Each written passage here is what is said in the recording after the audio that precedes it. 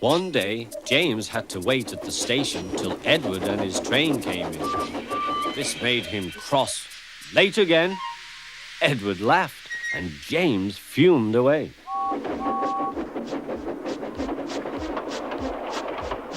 After James had finished his work, he went back to the yard and puffed onto the turntable.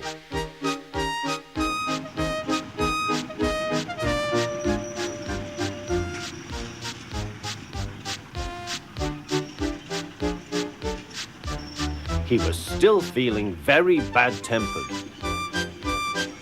Edward is impossible, he grumbled to the others. He clanks about like a lot of old iron, and he is so slow he makes us wait. Thomas and Percy were indignant. Old iron? Slow? Why, Edward could beat you in a race any day. Really, said James, I should like to see him do it.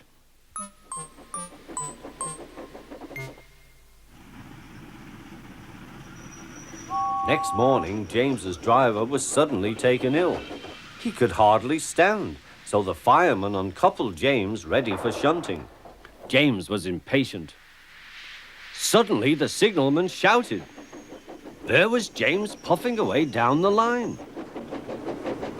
All traffic halted, he announced at last. Then he told the fireman what had happened. 2 boys were on James's footplate fiddling with the controls. Phew! They tumbled off and ran when James started. The signalman answered the telephone. Yes, he's here. Right. I'll tell him. The inspector's coming at once. He wants a shunter's pole and a coil of wire rope. What for? Wondered the fireman. Search me, but you'd better get them quickly. The fireman was ready when Edward arrived.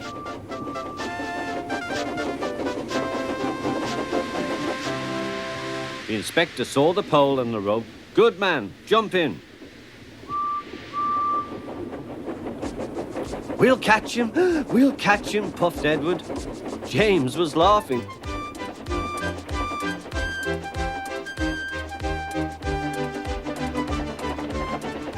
What a lark, he chuckled to himself. Suddenly, he was going faster and faster. He realized that he had no driver. What shall I do? I can't stop. Help! Help! We're coming, called Edward.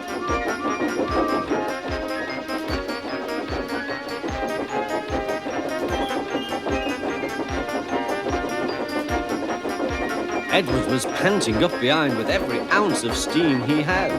At last he caught up with James.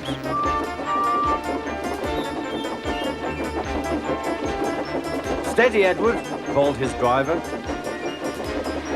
The inspector stood on Edward's front, holding a noose of rope in the crook of the shunter's pole. He was trying to slip it over James's buffer. The engine swayed and lurched.